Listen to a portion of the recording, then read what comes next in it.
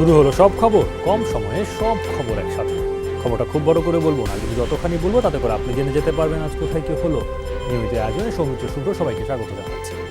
নির্বাচন কমিশন গঠন নিয়ে সংলাপে যোগ দিতে বিএনপি এখনও রাষ্ট্রপতির আমন্ত্রণ পায়নি বলে জানিয়েছেন দলটির মহাসচিব মির্জা ফখরুল ইসলাম আলমগীর।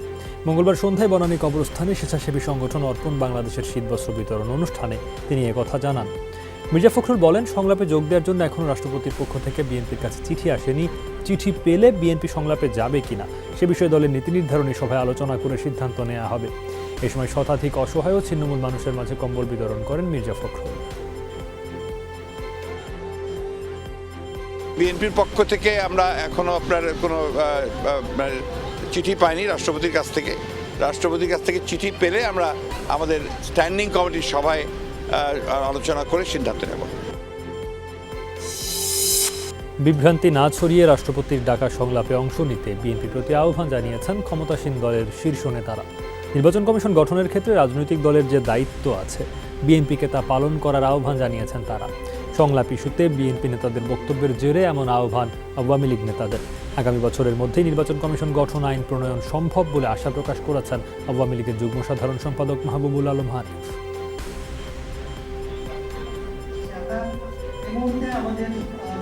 আপনারা মহামান্য রাষ্ট্রপতির আহ্বানে সাড়া দিন, আপনাদের কথাবার্তা মতামত সেখানে আপনারা পেশ করুন। আপনাদের যদি ভালো পরামর্শ থাকে অবশ্যই সেটা মহামান্য রাষ্ট্রপতি বিবেচনা করতে পারেন, সেই পরামর্শ আপনারা দিন। কিন্তু এটা না করে মিডিয়াতে বসে বাইরে জনগণের কাছে অসংলগ্ন অযৌক্তিক কথাটা বলে জনগণকে বিভ্রান্ত করবেন, এটা বোধহয় বাংলাদেশের মানুষ আর এটা দেখতে চায় না। এদিকে ইসি গঠনে রাজনৈতিক দলগুলোর সঙ্গে সংলাপের অংশ হিসেবে বুধবার জাতীয় সমাজতান্ত্রিক দল জাসদের সাথে বসবেন রাষ্ট্রপতি মোহাম্মদ আব্দুল হামিদ। ক্ষমতাসীন আওয়ামী লীগের নেতৃত্বাধীন 14 দলের শরিক জাসদ দলের সভাপতি হাসানুল হক ইনুর নেতৃত্বে 7 সদস্যের প্রতিনিধি দল বঙ্গভবনে সংলাপে অংশ নেবে। নির্বাচন কমিশন গঠনে সংবিধানের আলোকে আইন প্রণয়নের ওপরই তারা গুরুত্ব দেবেন বলে আভাস পাওয়া গেছে।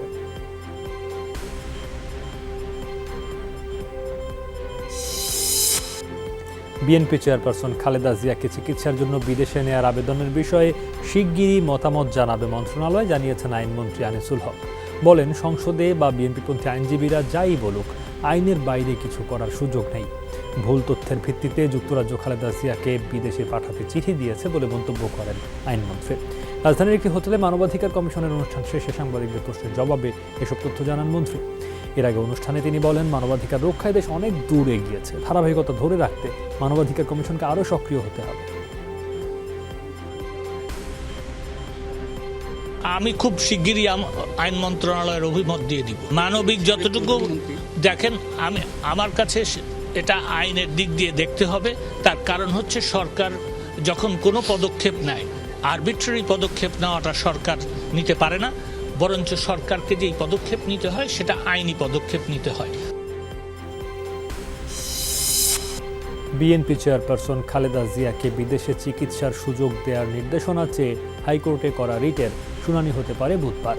মঙ্গলবার বিচারপতি মামুনুর রহমানের বেঞ্চে রিটটি জমা দেওয়া হয়। কজ লিস্টে আসতে পারে বুধবার। খালেদা জিয়াকে বিদেশে চিকিৎসা দেওয়ার নির্দেশনা চেয়ে সোমবার রিট দায়ের করেন অ্যাডভোকেট ইউনুস আলী আকন্দ। রিটে স্বরাষ্ট্র মন্ত্রণালয় সহ সংশ্লিষ্টদের বিবাদী করা হয়। গত 13 নভেম্বর থেকে রাজধানীর এভার কেয়ার হাসপাতালে চিকিৎসাধীন রয়েছেন বিএনপি চেয়ারপারসন। বিএনপি ও খালেদা জিয়ার পরিবারের পক্ষ থেকেও বিদেশ নেয়ার আবেদন করা হয়েছে বারবার, তবে এখন পর্যন্ত সরকারের পক্ষ থেকে সাড়া মেলে। কুষ্টিয়া সদরের বটতল ইউনিয়নে নির্বাচনী সহিংসতায় স্বতন্ত্র চেয়ারম্যান প্রার্থী সহ 6 জন আহত হয়েছেন। দুপুরে ইউনিয়নের দোস্তপাড়া এলাকায় এই ঘটনা ঘটে। স্বতন্ত্র প্রার্থী মিজানুর রহমান ওরফে মিন্টু ফকিরের সমর্থকদের দাবি, দুপুরে মোটরসাইকেল র্যালি বের করলে হামলা চালায় আওয়ামী লীগ প্রার্থী এম.এ. মমিন মণ্ডলের সমর্থক কর্মীরা। এতে আহত হন স্বতন্ত্র প্রার্থী মিন্টু ফকির সহ 6 জন। আহতদের মধ্যে মিন্টু ফকিরের অবস্থা গুরুতর বলে জানিয়েছেন চিকিৎসক। হামলার প্রতিবাদে স্বতন্ত্র প্রার্থীর কর্মী সমর্থকরা কুষ্টিয়া আলমডাঙ্গা সড়ক অবরোধ করে বিক্ষোভ করে। পরে পুলিশ ফাঁকা গুলি ছুঁড়ে পরিস্থিতি নিয়ন্ত্রণে আনে। এ ঘটনা এলাকায় উত্তেজনা বিরাজ করছে। পঞ্চম দফা ইউপি নির্বাচনকে কেন্দ্র করে ঝিনাইদহের শৈলকুপার সারটিয়া ইউনিয়নে উত্তপ্ত ভোটের মাঠ। ক্ষমতাসীন দলের চেয়ারম্যান প্রার্থী মাহমুদুল হাসান মামুন ও স্বতন্ত্র প্রার্থী জুলফিকার কায়সার টিপুর সমর্থকদের মধ্যে সংঘর্ষ হয়েছে দফায় দফায়। এরই মধ্যে বেশ কয়েকটি গ্রামে চালানো হয়েছে তাণ্ডব। দুই পক্ষের সংঘর্ষে আতঙ্ক ছড়িয়ে পড়েছে ভোটারদের মধ্যে। পঞ্চম দফায় 5 জানুয়ারি শৈলকুপার 12টি ইউনিয়নে অনুষ্ঠিত হবে নির্বাচন। ধরুন করে বাড়ি ঘর আগে বকতেছে, মহিলা মানুষ বকতেছে, তখন আমরা ঘর ছাড়িয়ে দিয়ে দৌড়। আমরা তো ভোট দেওয়ার দরকার দেবো, গ্যাঞ্জাম তো আমরা করিনি। অস্ত্র শস্ত্র নিয়ে এসি ধরো ভাঙচুর করে যায়, ওইদিক যায় মনে হয় 1 ঘন্টা 1.5 ঘুরি ভাঙেছে, দা দিয়ে কুপাইছে, ভাঙচুর করেছে, অনেক লুটপাট সবকিছু করছে। প্রত্যেকের বাড়িতে যে আমরা অভিযান পরিচালনা করেছি, প্রচুর ঢাল সড়কে এগুলো উদ্ধার করেছি। এখন পরিস্থিতি শান্ত আছে, আশা করছি শান্তিপূর্ণভাবে আগামী ইলেকশন আমরা শেষ করতে পারব। কুমিল্লায় ইউপি নির্বাচনকে কেন্দ্র করে স্থানীয় সংসদ সদস্যের বিরুদ্ধে বিভিন্ন সময় হুমকি দেওয়ার অভিযোগ করেছেন স্বতন্ত্র প্রার্থীরা। এই অভিযোগে দুপুরে স্থানীয় প্রেস ক্লাবের সামনে মানববন্ধন করেছেন তারা। এ সময় বক্তারা অভিযোগ করেন, চতুর্থ ধাপে ইউপি নির্বাচন ঘিরে নৌকার পক্ষে স্বতন্ত্র প্রার্থী ও তাদের সমর্থকদের হুমকি দিচ্ছেন স্থানীয় সংসদ সদস্য ও সাবেক মন্ত্রী মুজিবুল হক। এ থেকে নিস্তার পেতে ও সুষ্ঠু নির্বাচনের দাবিতে প্রশাসনের কাছে স্মারকলিপি জমা দেন স্বতন্ত্র প্রার্থীরা।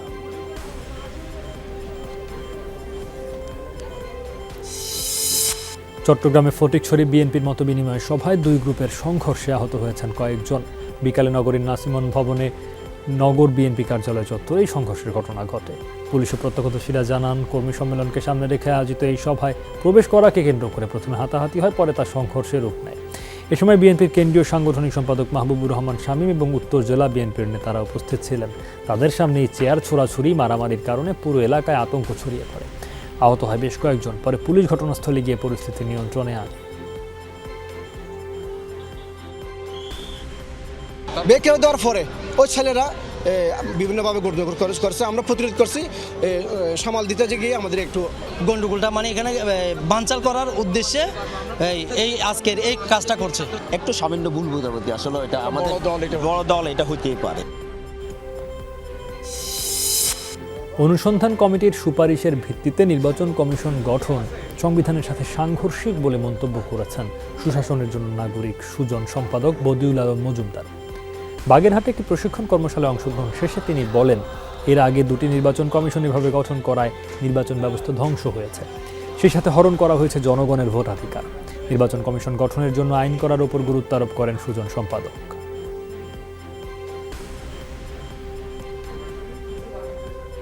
আমাদের সংবিধান অনুযায়ী একটা আইন করার কথা এবং আইনের ওই বিধানের ভিত্তিতেই তাদেরকে নিয়োগ দেওয়ার কথা, কিন্তু দুর্ভাগ্যবশত গত 50 বছর ওই আইনটা করা হয়নি। আমরা সুজনের পক্ষ থেকে বহুদিন থেকেই দাবি করে আসছি, কিন্তু আমরা কুম্ভকর্ণদের ঘুম ভাঙাতে পারিনি দুর্ভাগ্যবশত। গণতান্ত্রিক রাষ্ট্র কাঠামোতে বিনা প্রতিদ্বন্দ্বিতায় নির্বাচিত হওয়ার সংস্কৃতি চালু হওয়া সমীচীন নয় বলে মন্তব্য করেছেন নির্বাচন কমিশনার মাহবুব তালুকদার। চতুর্থ ধাপের ইউনিয়ন পরিষদ নির্বাচন উপলক্ষে চট্টগ্রামে আইন শৃঙ্খলা রক্ষাকারী বাহিনীর সাথে মতবিনিময় সভা শেষে সাংবাদিকদের প্রশ্নের জবাবে এই মন্তব্য করেন তিনি। সারা দেশে ইউপি নির্বাচনে 360 জন চেয়ারম্যান সহ প্রায় 1600 প্রার্থীর বিনা প্রতিদ্বন্দ্বিতায় নির্বাচিত হওয়ার প্রসঙ্গে তিনি বলেন, এই প্রক্রিয়া থেকে উত্তরণে পরবর্তী কমিশন নিশ্চয়ই চিন্তা ভাবনা করবে। ষষ্ঠ ধাপের নির্বাচনে সবখানেই ইভিএমে ভোট গ্রহণ করা হবে বলেও জানান তিনি। সভায় চট্টগ্রাম বিভাগীয় কমিশনার, পুলিশের ডিআইজি, সিএমপি কমিশনার, জেলা পুলিশ সুপার ও নির্বাচন কর্মকর্তারা উপস্থিত ছিলেন।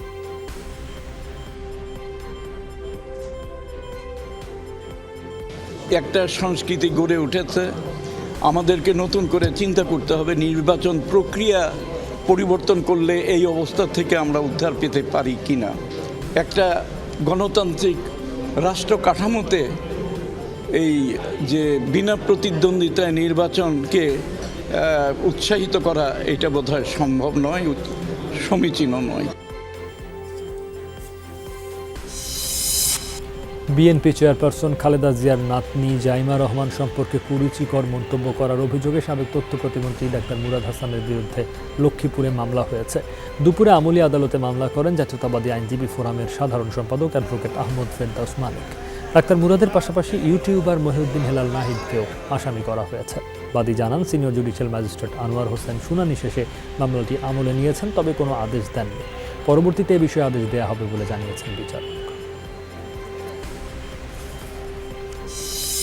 সামাজিক ও রাজনৈতিক কর্মসূচি সহ পর্যটন এলাকায় স্বাস্থ্যবিধি মানা হচ্ছে না বলে ক্ষোভ প্রকাশ করেছেন স্বাস্থ্যমন্ত্রী জাহিদ মালেক। এক্ষেত্রে ব্যবস্থা নেওয়ার জন্য স্থানীয় প্রশাসনকে চিঠি দেওয়া হয়েছে। সচিবালয় স্বাস্থ্য মন্ত্রণালয় এক ব্রিফিংয়ে তিনি জানান, ওমিক্রনে ইউরোপের অনেক দেশে লকডাউন ঘোষণা করা হয়েছে, তাই সতর্ক থাকতে হবে বাংলাদেশে যেন না ছড়ায়। স্বাস্থ্যমন্ত্রী দাবি করেন, দেশে এখন পর্যন্ত নিয়ন্ত্রণে আছে ওমিক্রন। এ সময় তিনি শিগগিরই সাধারণের জন্য বুস্টার ডোজ দেওয়ার কার্যক্রম শুরু হবে বলে জানান। বলেন, টিকা প্রদানের হার ভালো হওয়ায় দেশে মৃত্যু হার কম। মন্ত্রী বলেন, বাংলাদেশ থেকে ডাক্তার, নার্স নিতে আগ্রহী মালদ্বীপ। প্রধানমন্ত্রীর সফরে এই বিষয়ে আলোচনা হবে বলেও জানান জাহিদ মালিক। ওমিক্রন যেভাবে ছড়ায় 3 গুণ তার ক্ষমতা ছড়ানোর ডেল্টা থেকে। ব্রিটেনে এখন হাসপাতালের চিন্তা করছে, জায়গা দিতে পারবে না। ইউরোপে অনেকগুলো দেশ লকডাউন দিয়ে ফেলছে। এই সিগন্যালগুলো গ্রহণ করতে হবে। কক্সবাজারে লক্ষ লক্ষ লোক যাচ্ছে, কেউ মাস্ক পরছে না। বিয়ে শাদী হচ্ছে, একটা লোক মাস্ক পরছে না। তাহলে তো সংক্রমণ বৃদ্ধির চান্স তো রয়েছে। করোনার ওমিক্রন ভ্যারিয়েন্টের বিস্তার রোধে ক্রিসমাস সহ সব ধরনের অনুষ্ঠান বাতিলের আহ্বান জানিয়েছে বিশ্ব স্বাস্থ্য সংস্থা। সোমবার এক বক্তব্যে সংস্থাটির প্রধান টেড্রোস আধানম জানিয়েছেন, সংক্রমণ দ্রুত ছড়িয়ে পড়া ঠেকাতে জনসমাগম এড়িয়ে চলতে হবে। এরই মধ্যে কড়াকড়ি অবস্থানে গেছে ফ্রান্স, জার্মানি সহ বিভিন্ন দেশ। এছাড়া নতুন বিধিনিষেধ আরোপের কথা জানিয়েছে ব্রিটেন। WHO বলছে, কোভিডের ডেল্টার ধরনের চেয়ে দ্রুত গতিতে ছড়ায় ওমিক্রন ভ্যারিয়েন্ট। তবে আগামী বছরের মাঝামাঝি বিশ্বের 70% মানুষকে টিকার আওতায় আনা সম্ভব হলে 2022 সালেই বিদায় হবে করোনা, এমন আশার কথাও বলেন সংস্থাটির মহাপরিচালক। জুলাই লাস্ট ইয়ার চলতি বছরে 33 লাখ মানুষের মৃত্যু হয়েছে। এখনো প্রতি সপ্তাহে মারা যাচ্ছে 50,000 করে, যা এইডস, ম্যালেরিয়া, যক্ষ্মার চেয়ে কয়েক গুণ বেশি। তাই স্বাভাবিক অবস্থায় ফিরতে হলে আমাদের বিধিনিষেধ মেনে চলার বিকল্প নেই। বিশেষ করে ছুটির দিনের জনসমাগম এড়িয়ে পরিবারের সাথে থাকুন, কারণ জীবন বিসর্জন দেওয়ার চেয়ে একটা অনুষ্ঠান বিসর্জন দেওয়াই উত্তম। বিদেশি পর্যটকদের জন্য আবারও বাধ্যতামূলক কোয়ারেন্টাইন জারি করল থাইল্যান্ড। মঙ্গলবার থেকে কার্যকর হয়েছে এই সিদ্ধান্ত। দেশটিতে করোনার নতুন ভ্যারিয়েন্ট ওমিক্রন শনাক্তের একদিন পরই এলো ঘোষণাটি। তাতে বাতিল করা হয় থাইল্যান্ড পাস হিসেবে পরিচিত টেস্ট অ্যান্ড গো স্কিম। সেটি অনুসারে পূর্ণ টিকাগ্রহীতাদের জন্য বিমানবন্দরে নমুনা পরীক্ষা যথেষ্ট ছিল। নেগেটিভ রিপোর্ট এলে পেতেন ভ্রমণের সুযোগ, কিন্তু নতুন সিদ্ধান্ত অনুসারে অবশ্যই হোটেলে 7 থেকে 10 দিনের কোয়ারেন্টাইনে থাকতে হবে। এরপরই ভ্রমণের সুযোগ পাবেন তারা। সরকারি মুখপাত্র জানান, সাময়িকভাবে পর্যটকদের চাপ কমাতেই এই সিদ্ধান্ত, যা 4 জানুয়ারি পুনর্বিবেচনা করা হবে। 18 মাস বন্ধ থাকার পর নভেম্বরই পর্যটকদের জন্য খোলে থাইল্যান্ডের দরজা। এদিকে করোনা বিধিনিষেধ আরোপ এবং বাধ্যতামূলক টিকা গ্রহণের বিরুদ্ধে বিক্ষোভে উত্তাল পশ্চিমা দেশগুলো। সোমবার রাজপথে নামে Britain, Germany, Italy, New Zealand, France, Spain, Israel সহ আরও কয়েকটি দেশের নাগরিকরা। মহামারী মোকাবেলার নামে করোনার শিষ্টাচার চাপিয়ে দেয়াকে ব্যক্তি স্বাধীনতা এবং মানবাধিকার লঙ্ঘন বলছেন আন্দোলনকারীরা। জার্মানি, ব্রিটেন, নেদারল্যান্ডস এবং বেলজিয়ামে নিরাপত্তা বাহিনীর সাথে দফায় দফায় সংঘর্ষে জড়ান বিক্ষোভকারীরা। তাদের প্রতিহতে জল কামান, টিয়ার গ্যাস নিক্ষেপ করে পুলিশ। বহু আন্দোলনকারী গ্রেফতারও হন জার্মানিতে। তবে করোনার বিস্তার রোধে কড়াকড়ি বহাল রাখার ঘোষণা দিয়েছে সরকার। মূলত ক্রিসমাস এবং নববর্ষের অনুষ্ঠানে জনসমাগম এড়াতেই এসব উদ্যোগ। বিশ্ব স্বাস্থ্য সংস্থার হিসাব অনুসারে বিশ্বের 90 দেশে সংক্রমণ শনাক্ত হয়েছে ওমিক্রন ভ্যারিয়েন্ট।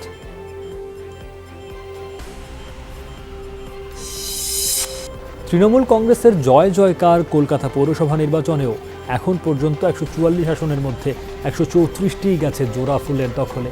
স্থানীয় নির্বাচনের 3 আসনে জয় পেয়েছে কেন্দ্রের ক্ষমতাসীন দল বিজেপি। এছাড়া 2টি করে আসনে জিতেছে কংগ্রেস এবং বামফ্রন্ট। স্বতন্ত্র প্রার্থীদের 3 জন জয় পেয়েছেন পৌর নির্বাচনে। বিপুল জয়ানের শীতের পর বিনয়ী প্রতিক্রিয়া ব্যক্ত করেন মুখ্যমন্ত্রী মমতা ব্যানার্জি। বলেন, রাজ্যের জনসাধারণের জন্যই এই বিজয়।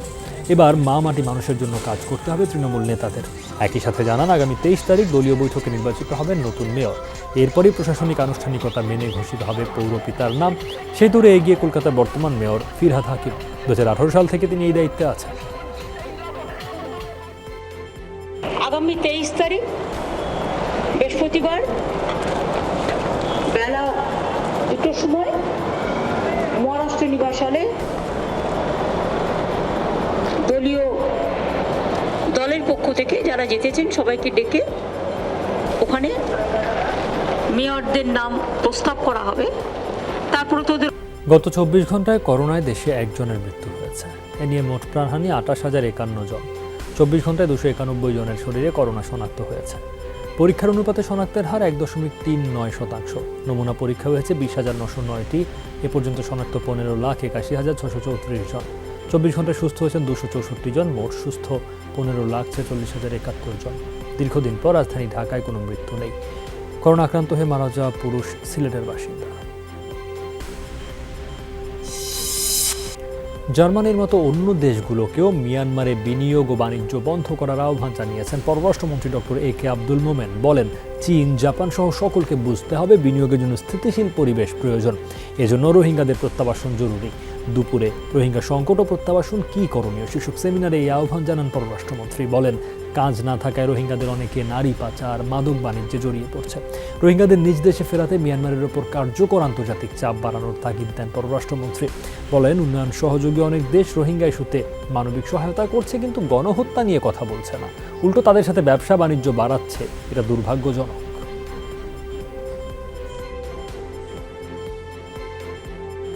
I think all the international agencies, including the leaders of the world, those who are doing good business in Myanmar, China, Russia, Japan, South Korea, they all should come forward. India, they should come forward.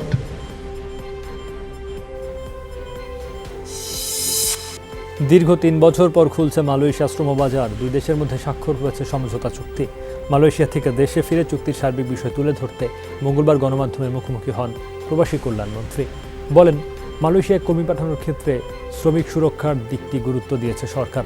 আগে 3 থেকে 5 লাখ টাকা প্রয়োজন হলেও এখন সামান্য টাকায় যাওয়া যাবে মালয়েশিয়া। তবে আগামী জানুয়ারির আগে কর্মী পাঠানো সম্ভব হবে না বলে জানিয়েছেন প্রবাসী কল্যাণমন্ত্রী। বলা হয়, ডেটাবেজ থেকেই কর্মী পাঠানো হবে। এখন লোক পাঠানোর নামে যদি কোনো ব্যক্তি অর্থ নেয় তা হবে অবৈধ। সরকারের কি খরচ হবে? ও তো বাড়ি থেকে সাতক্ষীরা থেকে ঢাকা আসবে, এই তো খরচ। পাসপোর্ট বানাতে হবে, এই তো খরচ। ওর যে আমাদের ওয়েলফেয়ার বোর্ডের সদস্য হতে হবে, এই খরচ। বিএমইটিতে রেজিস্ট্রেশন করার জন্য খরচ, এটাই তো খরচ। এখানে অঙ্ক মিলিয়ে দেখে নেন যে কোথায় আগে 3-4 লাখ ছিল, এখন কোথায় গিয়ে দাঁড়াবে। ধীরে ধীরে জেঁকে বসছে শীত। দেশের বেশ কয়েকটি জেলার উপর দিয়ে বইছে মৃদু শৈত্যপ্রবাহ। কিন্তু বিপাকে পড়েছেন নিম্ন আয়ের মানুষ। আবহাওয়া অধিদপ্তরের তথ্যে সর্বনিম্ন তাপমাত্রা ছিল চুয়াডাঙ্গায় 7 ডিগ্রি সেলসিয়াস। এছাড়া পঞ্চগড়েও নেমেছে তাপমাত্রার পারদ। উত্তরাঞ্চলের অন্যান্য জেলাতেও শীতের দাপট বাড়ছে। আবহাওয়া অধিদপ্তর বলছে, আবহাওয়া প্রধানত শুষ্ক থাকবে। সকালের দিকে থাকবে কুয়াশা, মৃদু শৈত্যপ্রবাহ বয়ে যাবে গোপালগঞ্জ, রাজশাহী, চুয়াডাঙ্গা, যশোর সহ উত্তর ও দক্ষিণ পশ্চিমের জেলাগুলোর ওপর দিয়ে। ধীরে ধীরে শীতের প্রকোপ বাড়ার পূর্বাভাসও দিয়েছে আবহাওয়া অফিস।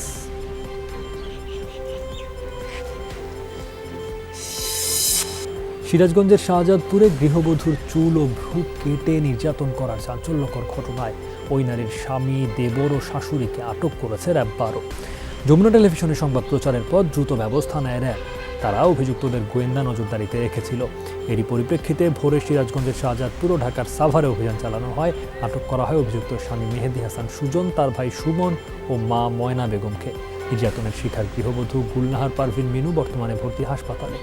চিকিৎসকরা জানিয়েছেন, শরীরের ক্ষত কিছুটা শুকালেও মানসিকভাবে বিপর্যস্ত তিনি।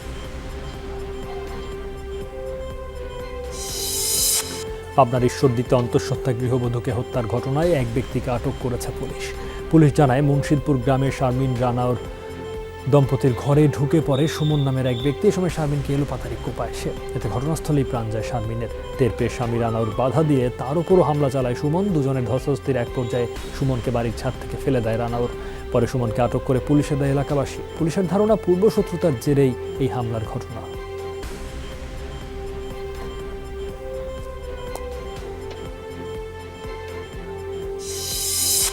র্যাবের বিশেষ অভিযানে নারায়ণগঞ্জ জেলার রূপগঞ্জ হতে আন্তঃজেলা ডাকাত দলের মূল হোতা সহ 10 জন সক্রিয় সদস্যকে গ্রেফতার করা হয়েছে। সময় তাদের কাছ থেকে 2টি বিদেশি পিস্তল, একটি 1 শুটার গান সহ বেশ কিছু দেশীয় অস্ত্র উদ্ধার করা হয়।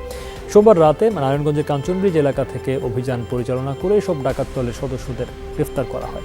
দুপুরে র্যাব এক সংবাদ সম্মেলনে এই তথ্য জানায়। আসামিদের জিজ্ঞাসাবাদে জানা যায়, তারা একটি আন্তঃজেলা ডাকাত দলের সক্রিয় সদস্য। এই চক্রটি নানাবিধ কৌশল অবলম্বন করে ব্যাংক, স্বর্ণের দোকান এবং বিভিন্ন শিল্প কারখানায় ডাকাতি করে নগদ অর্থ, স্বর্ণালংকার এবং মূল্যবান সামগ্রী ছিনিয়ে নেয়।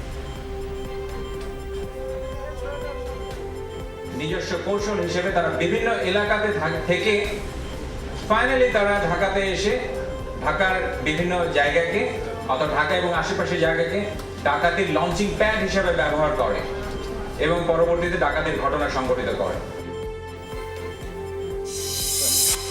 রাজধানীর পল্লবী ও উত্তরা থেকে মানব পাচার চক্রের হোতাসহ 3 জনকে গ্রেফতার করেছে র্যাব। সকালে কারওয়ান বাজারে এক ব্রিফিংয়ে এই তথ্য জানান র্যাব 4-এর অধিনায়ক মোহাম্মদ মোজাম্মেল হক। অভিযানে ভুয়া পাসপোর্ট ও ভিসার আবেদনপত্র, বায়োডাটা এবং নগদ টাকাসহ কিছু নথিপত্র জব্দ করা হয়েছে।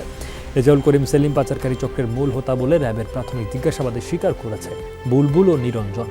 তারা সেলিমের সহযোগী হিসেবে কাজ করত। চক্রের সহযোগী হিসেবে কলকাতা, দিল্লি ও ঢাকায় আরও কয়েকজন কাজ করে বলে জানায় গ্রেফতারকৃতরা। চক্রটি অস্ট্রেলিয়া এবং ইউরোপে চাকরি দেওয়ার নামে প্রথমে 12 থেকে 15 লাখ টাকা নেয়। এরপর তাদের ভারতে পাচার করে দিল্লি ও কলকাতার টর্চার সেলে আটকে রেখে নির্যাতন করা হয়। নির্যাতনের ভিডিও পরিবারের সদস্যদের দেখিয়ে আবারও টাকা আদায় করে চক্রটি। মানব পাচার চক্রটি একটি অভিনব উপায়ে ইউরোপের বিভিন্ন দেশে তাদেরকে অভিবাসনের কথা বলে বা কর্মসংস্থানের উচ্চ বেতনের কথা বলে তাদেরকে প্রতারিত করে পার্শ্ববর্তী দেশে নিয়ে গিয়ে অবর্ণনীয় কষ্ট দিচ্ছে এবং এর মাধ্যমে কোটি কোটি টাকা তারা উপার্জন করছে। এদিকে র্যাব পরিচয় চাঁদাবাজি সহ বিভিন্ন অপরাধে জড়িত 5 জনকে গ্রেফতার করেছে র্যাব। এ সময় র্যাবের ভুয়া জ্যাকেট, আইডি কার্ড ও ইউনিফর্ম সহ বিভিন্ন মালামাল জব্দ করা হয়। গাজীপুরের গাছা থানা এলাকায় র্যাব 1-এর বিশেষ অভিযানে তাদের গ্রেফতার করা হয়। ব্রিফিংয়ে র্যাব জানায়, গ্রেফতারকৃতরা র্যাব পরিচয় দিয়ে এলাকার সাধারণ মানুষকে ভয়ভীতি প্রদর্শন করত। সাধারণ মানুষকে অস্ত্রের ভয় দেখিয়ে বিভিন্ন বিচার সালিশের রায় নিজেদের পক্ষে নিয়ে আসত। একই সাথে জমি ও টাকা উদ্ধার, বিভিন্ন সরকারি বেসরকারি খাতের টেন্ডার পাইয়ে দেওয়ার কথা বলে সাধারণ মানুষের কাছ থেকে অর্থ হাতিয়ে নিত চক্রটি। আসামিদের মধ্যে নৌবাহিনী থেকে চাকরিচ্যুত 2 সদস্য আছেন বলেও জানায় র্যাব।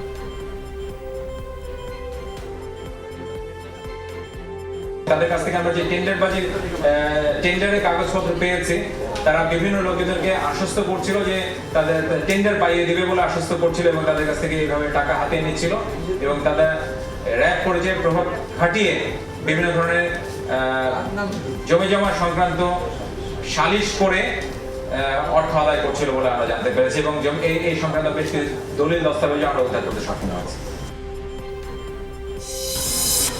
বেগম রোকেয়া পদকপ্রাপ্ত সাহিত্যিক, মুক্তিযোদ্ধা ও শহীদ জায়া মুস্তারি শফির প্রতি শ্রদ্ধা জানিয়েছেন সর্বস্তরের মানুষ। দুপুরে কেন্দ্রীয় শহীদ মিনারে সম্মিলিত সাংস্কৃতিক জোটের আয়োজনে তার মরদেহে পুষ্পস্তবক অর্পণ করা হয়। এ সময় বিশিষ্ট নাগরিকরা বলেন, বহু গুণে গুণী, আজীবন সংগ্রামী ও বঙ্গবন্ধুর আদর্শের সৈনিক হারালো বাংলাদেশ। মুক্তিযুদ্ধে অংশগ্রহণ, নারী মুক্তির আন্দোলন, সাহিত্য, যুদ্ধাপরাধের বিচার ও প্রগতিশীল আন্দোলনের সামনের সারির সংগঠকের বিদায়ে বাংলাদেশের অপূরণীয় ক্ষতি হয়ে গেল বলে মন্তব্য করেছেন তার সহযোদ্ধারা। কেন্দ্রীয় শহীদ মিনারে শ্রদ্ধাঞ্জলি জানানোর পর ঢাকা বিশ্ববিদ্যালয়ের কেন্দ্রীয় মসজিদে মুস্তারি শফির নামাজে জানাজা অনুষ্ঠিত হয়। মুস্তারি শফির মরদেহ বুধবার চট্টগ্রামে দাফন করার কথা রয়েছে। স্বাধীনতার চেতনা, মুক্তিযুদ্ধের চেতনা, শহীদদের সকল চেতনা নিয়ে তিনি বেঁচে ছিলেন এবং যুদ্ধ করে গেছেন এবং জীবনের শেষ শব্দটাও তাই বলে গেছেন। তার একটি দুঃখবোধ নিয়েই তিনি গেলেন। তার একটা ইচ্ছে ছিল ঢাকার মুক্তিযুদ্ধ জাদুঘরের মতো চট্টগ্রামে একটা মুক্তিযুদ্ধ জাদুঘর হোক। আমাদের মুক্তিযুদ্ধের চেতনার পরিপন্থী অনেক কাজও হচ্ছে, যে কাজগুলোর প্রতিবাদ করার দায়িত্ব আমাদের, এবং সেই দায়িত্বটি মুস্তারি শফি পালন করেছিলেন। মিনেসোটা অঙ্গরাজ্যে এক বাড়ি থেকে 7 জনের মরদেহ উদ্ধারে আলোড়ন সৃষ্টি হয়েছে যুক্তরাষ্ট্রে। মৃত্যুর কারণ নিয়েও দেখা দিয়েছে ধোঁয়াশা। শনিবার শহরের পাশাপাশি 2টি বাড়িতে সন্ধান মেলে মরদেহগুলোর। পুলিশ বলছে সবশেষ গেল শুক্রবার তাদেরকে বাইরে দেখেছেন প্রতিবেশীরা। এছাড়া নিহতদের শরীরে কোনো আঘাতের চিহ্ন পাওয়া যায়নি। মেলেনি জোরপূর্বক বাড়িটিতে কারো প্রবেশের প্রমাণও। রহস্য উদ্ঘাটনে জোরে সোরে তদন্ত শুরু করেছে প্রশাসন। মোবাইলে যোগাযোগে ব্যর্থ হয়ে পুলিশে খবর দেন স্বজনরা। পরে তল্লাশি চালিয়ে উদ্ধার করা হয় মরদেহগুলো। নিহতদের মধ্যে 3 শিশুও রয়েছে। ইয়েমেনের আন্তর্জাতিক বিমানবন্দরে ড্রোন অভিযান চালালো সৌদি নেতৃত্বাধীন জোট। অভিযোগ, সেখান থেকে নিয়মিত বিরতিতে হামলা চালাতো হুতি বিদ্রোহীরা। মঙ্গলবার সকালে পরিচালিত অভিযানের লক্ষ্য ছিল সানা এয়ারপোর্টের চারপাশের 6টি গোপন আস্তানা। জোট জানিয়েছে সেখানে ড্রোন উৎক্ষেপণস্থল ছাড়াও ছিল অস্ত্রাগার, প্রশিক্ষণ কেন্দ্র এবং বিদ্রোহীদের আবাসস্থল। বিবৃতিতে আরও জানানো হয়, অভিযানের আগেই বেসামরিক ইয়েমেনিদের সরে যাবার নির্দেশ দেওয়া হয়। 2015 সাল থেকেই বিমানবন্দরটিতে বন্ধ বাণিজ্যিক ফ্লাইটের চলাচল। শুধু জাতিসংঘের বিমান নামে এই এয়ারপোর্টে। নিরাপত্তা নিশ্চিতে সরকারের ব্যর্থতার প্রতিবাদে আবারও বিক্ষোভ সহিংসতায় উত্তাল কঙ্গোর পূর্বাঞ্চল। সোমবার সংঘর্ষে প্রাণ গেছে এক পুলিশ কর্মকর্তা সহ কমপক্ষে 3 জনের। পূর্বাঞ্চলীয় গোমা শহরে সকাল থেকে রাজপথে নামে বাসিন্দারা। বড় বড় পাথরের টুকরো জড়ো করে তারা। আঞ্চলিক সহিংসতার বিরুদ্ধে স্লোগান দেয় আন্দোলনকারীরা। বাধা দিতে চাইলে দফায় দফায় সংঘাত হয় নিরাপত্তা বাহিনীর সাথে। কঙ্গোর কিভু ও ইতুরি প্রদেশে প্রায়ই হামলা চালায় বিভিন্ন সশস্ত্র গোষ্ঠী। একের পর এক গ্রাম ধ্বংস করে তারা, যদিও দুটি অঞ্চলেই সেনা সদস্য ও শান্তিরক্ষী বাহিনীর সদস্য মোতায়েন রয়েছে। এরপরও একের পর এক হামলায় ক্ষুব্ধ স্থানীয়রা। পশ্চিমা শক্তির পরামর্শে বাংলাদেশে কখনোই সাম্প্রদায়িক শক্তির উত্থান হতে দেয়া হবে না, এমন মন্তব্য করেছেন শিক্ষা উপমন্ত্রী মহিবুল হাসান চৌধুরী নওফেল। যুক্তরাষ্ট্র ও যুক্তরাজ্য বাংলাদেশের উন্নয়ন সহযোগী হিসেবে কাজ করবে বলেও আশা প্রকাশ করেন তিনি। মঙ্গলবার সন্ধ্যায় মিরপুর ব্যাপটিস্ট মিশনে আয়োজিত বড়দিনের অনুষ্ঠানে এসব কথা বলেন নওফেল। তিনি আরও বলেন, বাংলাদেশের রাজনৈতিক সিদ্ধান্তের বিষয়ে প্রেসক্রিপশন দেবার অধিকার কারও নেই। অনুষ্ঠানে আওয়ামী লীগের দফতর সম্পাদক বিপ্লব বড়ুয়া বলেন, মুজিব আদর্শের বাংলাদেশ যখন এগিয়ে চলছে, তখন ষড়যন্ত্রের মাধ্যমে একটি গোষ্ঠী সম্প্রীতি নষ্ট করতে যাচ্ছে। মার্কিন যুক্তরাষ্ট্র থেকে শুরু করে যুক্তরাজ্য, ইউরোপিয়ান ইউনিয়ন, যে আমরা যাদেরকে বলছি যে ধনাঢ্য বিশ্ব, তাদের প্রতি আমাদের আবেদন থাকবে, আপনারা আমাদের উন্নয়ন সহযোগী, কিন্তু আপনারা যদি সেখানে আপনাদের মতন করে প্রেসক্রিপশন দেন, আপনারা যদি সেখানে বলেন যে এই দেশে সাম্প্রদায়িক শক্তিকে রাজনীতিতে আসতে দিতে হবে, তাহলে সেই প্রেসক্রিপশন আমরা মানতে বাধ্য নই। এই যে সমতার বাংলাদেশ, সম্প্রীতির বাংলাদেশকে ধ্বংস করার জন্য আজকে অনেকেই ষড়যন্ত্র করছেন, দেশের বাইরে থেকে করছেন, কারণ তারা জানে বাংলাদেশের মানুষকে কখনো বিভ্রান্ত করা যাবে না, ভোটের মাধ্যমে কখনো পরাজয় করা সম্ভব নয়। চট্টগ্রামের মাঝিরঘাট এলাকায় দুটি বহুতল ভবন ও একটি মন্দির হেলে পড়ার ঘটনায় আতঙ্ক তৈরি হয়েছে। সরিয়ে নেওয়া হয়েছে দুটি ভবনের বাসিন্দাদের। স্থানীয়দের অভিযোগ, গোলজার খালে মাস দুয়েক ধরে জলাবদ্ধতা নিরসন প্রকল্পের কাজ চালাচ্ছিল চট্টগ্রাম উন্নয়ন কর্তৃপক্ষ CDA। অপরিকল্পিত খননের ফলে ঝুঁকি দেখা দেয় ভবনগুলোয়। সোমবার দুপুরে হঠাৎ দুটি ভবন ও একটি মন্দির খালের দিকে হেলে পড়ে। আশপাশের কয়েকটি টিনশেড ঘরও হেলে পড়েছে। মাটির বিভিন্ন অংশে দেখা দিয়েছে ফাটল। অভিযোগ, অনেকদিন ধরেই ভবন ক্ষতিগ্রস্ত হওয়ার শঙ্কার বিষয়টি বলা হচ্ছিল প্রকল্প সংশ্লিষ্টদের, কিন্তু তা আমলে নেওয়া হয়নি। অন্যদিকে CDA বলছে ভবনগুলো অবৈধ। ক্ষতিগ্রস্ত ভবন ভাঙার কাজ শুরু করেছেন তারা।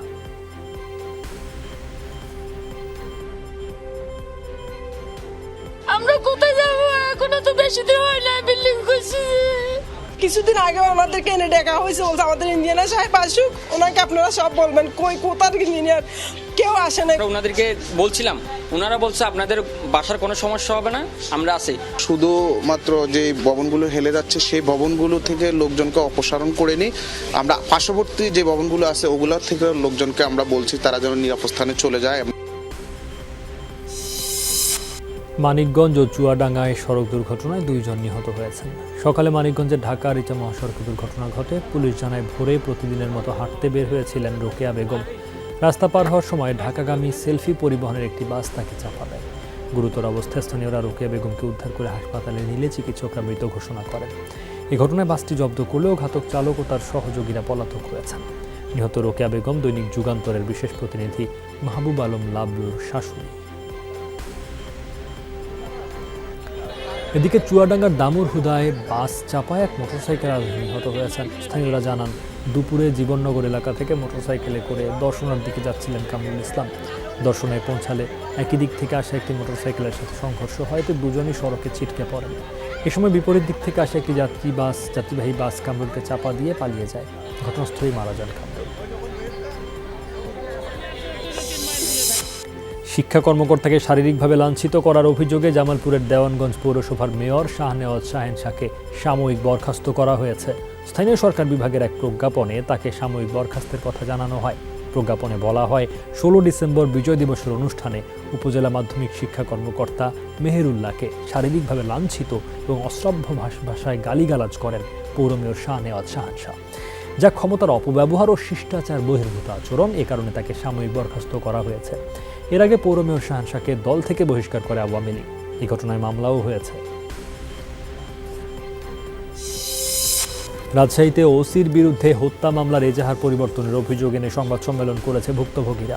দুপুরে নগরের একটি কমিউনিটি সেন্টারে এই কার্যক্রম অনুষ্ঠিত হয়। বক্তারা অভিযোগ করেন, শিলন হত্যার ঘটনায় নিহতের বাবা বাদী হয়ে 20 জনের বিরুদ্ধে থানায় মামলা করতে চান। এ সময় তাকে জোর করে 5 জনের নামে এজাহার করে স্বাক্ষর নেন ওসি জাহাঙ্গীর। বাকি 15 জনের নাম বাদ দেয় প্রতিবাদ করে ভুক্তভোগী পরিবারটি। রোববার চারঘাটে মাদকের বিরুদ্ধে প্রতিবাদের জেরে শিলন মিয়াকে হত্যা করে প্রতিপক্ষরা।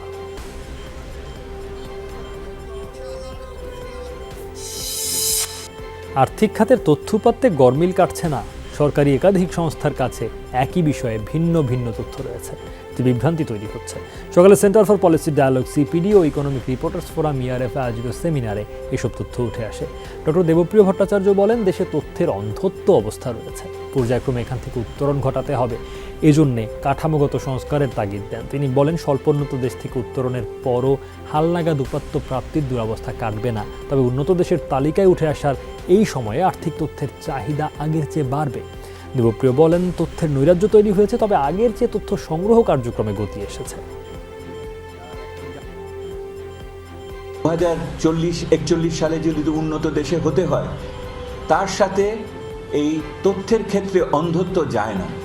একটা তথ্য অন্ধ জাতি 2021 সালে সে বিশ্বের উন্নত দেশ হবে, এটা খুবই জটিল ব্যাপার। যে কৌশল নিয়ে আলোচনাগুলো হচ্ছে, সেই কৌশলের ভিতরে তথ্যের প্রয়োজনীয়তাটা মৌখিকভাবে স্বীকৃত হলেও কার্যকরভাবে আমরা সেইভাবে দেখছি না।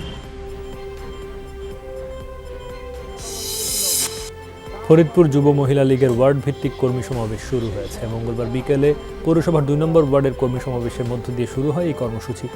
আয়োজকরা জানান, ধারাবাহিকভাবে পৌরসভার 27টি ওয়ার্ডে সম্মেলন অনুষ্ঠিত হবে। নতুন কমিটি গঠনের লক্ষ্যে এই কর্মী সমাবেশ বলে জানানো হয়। যুব মহিলা লীগ নেত্রী জেসমিন ফেরদৌসির সভাপতিত্বে এ সময় অন্যদের মধ্যে বক্তব্য রাখেন নবগঠিত জেলা যুব মহিলা লীগের আহ্বায়ক রুকসানা আহমেদ মেহবি, যুগ্ম আহ্বায়ক শেখ আয়নিকা সহ আরও অনেকে।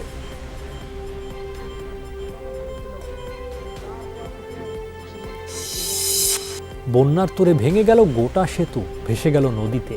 সোমবার এমন দৃশ্য দেখা গেছে বলিভিয়ার মাইরানা শহরে। বন্যার প্রভাবে দুর্বল হয়ে পড়ে হাইওয়ে সংলগ্ন সেতুটির দুপাশের পিলার, এক পর্যায়ে ভেঙেই পড়ে, ভেসে যায় তীব্র স্রোতের সাথে। কিছুক্ষণের মধ্যেই ভাঙতে থাকে তীরবর্তী রাস্তার অংশ।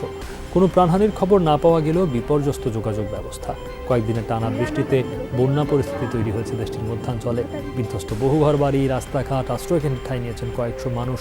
বন্যায় ব্যাপক ক্ষতিগ্রস্ত ফসলি জমি। ভয়াবহ বন্যায় বিপর্যস্ত মালয়েশিয়ার পূর্বাঞ্চলের বিস্তীর্ণ এলাকা। এ পর্যন্ত 14 জনের প্রাণহানির খবর নিশ্চিত করেছে দেশটির পুলিশ বিভাগ। 7 প্রদেশে উদ্ধার তৎপরতায় কাজ করছে কয়েক লাখ কর্মী। জরুরি বিভাগের পাশাপাশি নামানো হয়েছে সেনাবাহিনী। সোমবার পর্যন্ত 1.5 লাখের বেশি মানুষকে নিরাপদে সরিয়ে নেওয়া হয়েছে। টানা 3 দিনের ভারী বৃষ্টিতে দেশটিতে তৈরি হয়েছে এই ভয়াবহ বন্যা পরিস্থিতি। পানিতে তলিয়ে আছে মাইলের পর মাইল, বিধ্বস্ত হয়েছে অসংখ্য ঘরবাড়ি, ভেঙে পড়েছে যোগাযোগ ব্যবস্থা, বিদ্যুৎ বিচ্ছিন্ন বহু শহর ও গ্রাম। সবচেয়ে ক্ষতিগ্রস্ত জনবহুল পাহাং ও সেলেনগড় প্রদেশ। পাহাংয়ে গৃহহীন হয়েছেন 32,000-এর বেশি মানুষ। ই কমার্সে বিনিয়োগ করে ক্ষতিগ্রস্ত গ্রাহকরা ধীরে ধীরে টাকা ফেরত পাবেন। মামলার কারণে অভিযুক্ত ই কমার্সগুলোতে গ্রাহকের টাকা আটকে আছে বলে জানিয়েছেন বাণিজ্য মন্ত্রণালয়ের অতিরিক্ত সচিব এইচ.এম. শফিকুজ্জামান। ই কমার্স নিয়ে সরকার গঠিত কারিগরি কমিটির বৈঠক শেষে সাংবাদিকদের কথা জানান তিনি। বলেন, কাদের বিরুদ্ধে মামলা আছে তা খতিয়ে দেখে রিপোর্ট দিতে পুলিশকে বলা হয়েছে। যেসব ই কমার্স প্রতিষ্ঠানের বিরুদ্ধে কোনো মামলা নেই, সেসব প্রতিষ্ঠানের গ্রাহকদের বকেয়া অগ্রাধিকারের ভিত্তিতে ফেরত দেওয়া হবে। এই কারণে ই কমার্স প্রতিষ্ঠানগুলোর বিরুদ্ধে সব মামলার তথ্য আগামী 7 দিনের মধ্যে মন্ত্রণালয়ে জানাতে পুলিশ সদর দপ্তরকে বলা হয়েছে। সেই তথ্যের ভিত্তিতে পেমেন্ট গেটওয়েগুলোকে গ্রাহকদের টাকা ফেরতের নির্দেশনা দেবে বাংলাদেশ ব্যাংক। বৈঠকে জানানো হয়, বর্তমানে গ্রাহকদের প্রায় 200 কোটি টাকার মতো আটকে আছে। পুলিশ হেডকোয়ার্টার থেকে একদম টোটাল আমরা পিকচারটা পাওয়ার পরে বাংলাদেশ ব্যাংক এই টাকাগুলো রিলিজ করবে। বাংলাদেশ ব্যাংকের মাধ্যমে আমাদের যে অপারেটর যারা আছে, যেখানে টাকাগুলো আটকা আছে, তারা এটা রিলিজ করবে। ঢাকার নবাবগঞ্জে যমুনা গ্রুপের চেয়ারম্যান সাবেক প্রতিমন্ত্রী অ্যাডভোকেট সালমা ইসলাম এমপির পক্ষ থেকে শীতার্ত মানুষের মাঝে কম্বল বিতরণ করা হয়েছে। সকাল থেকে মাহমুদপুর, সুতারপাড়া, রায়পাড়া, কুসুমহাটি সহ বিভিন্ন এলাকায় কয়েক হাজার কম্বল বিতরণ করা হয়। এ সময় বক্তারা জানান, সালমা ইসলামের পক্ষ থেকে ঢাকার দোহারে 8টি ইউনিয়ন ও একটি পৌরসভায় এই কম্বল বিতরণ কর্মসূচির আয়োজন করা হয়। এ সময় দোহার উপজেলা জাতীয় পার্টির নেতা ডাক্তার আলাউদ্দিন আল আজাদ ও আব্দুল আলিম সহ অনেকে উপস্থিত ছিলেন। মহাকাশ ভ্রমণ শেষে 12 দিন পর পৃথিবীতে ফিরলেন জাপানি ধনকুবের ইউসাকু মায়েজাফা। সোমবার সফর শেষে কাজাখস্তানে অবতরণ করেন তিনি। এই ভ্রমণে তার সফর সঙ্গী ছিলেন ব্যক্তিগত সহকারী ইউজো হিরানো এবং রাশিয়ান মহাকাশচারী আলেকজান্ডার মিসুরকেন। 12 দিনের সফরে মহাশূন্যে কি করেছেন সেই বিষয়ে সামাজিক যোগাযোগ মাধ্যমে বেশ কিছু ছবি ও ভিডিও আপলোড করেছেন তিনি। মহাকাশে ভরশূন্য অবস্থায় চা বানানোর অভিজ্ঞতার কথাও বলেন তিনি। এমনকি স্পেস স্টেশন থেকে লাইভ ইন্টারভিউ দেন ইউসাকু। 2023 সালে আবারও মহাকাশে যাওয়ার পরিকল্পনার কথা জানান তিনি।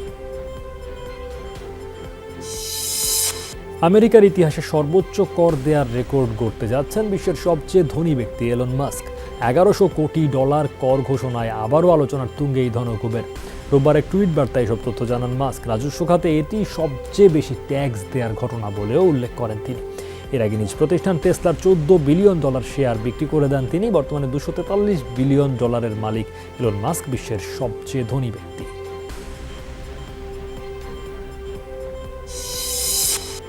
কর ফাঁকি দেওয়ার অভিযোগে চীনের এক অনলাইন তারকাকে $21 কোটি জরিমানা করেছে দেশটির আয়কর কর্তৃপক্ষ। সোমবার কুইন অব লাইভ স্ট্রিমিং হিসেবে খ্যাত হুয়াং ই নামের এই তারকাকে বিপুল অঙ্কের এই জরিমানা করা হয়। তার বিরুদ্ধে 2019 ও 2020 সালে ব্যক্তিগত আয়ের তথ্য গোপন ও অন্য অপরাধে জড়িত থাকার অভিযোগ আনা হয়। যদিও কর ফাঁকির ঘটনায় ক্ষমা চেয়েছেন এই অনলাইন তারকা। 34 বছর বয়সী হুয়াং লাইভ স্ট্রিমিং প্ল্যাটফর্ম তাওবাওয়ে বিভিন্ন ধরনের পণ্য বিক্রি করার জন্য সুপরিচিত।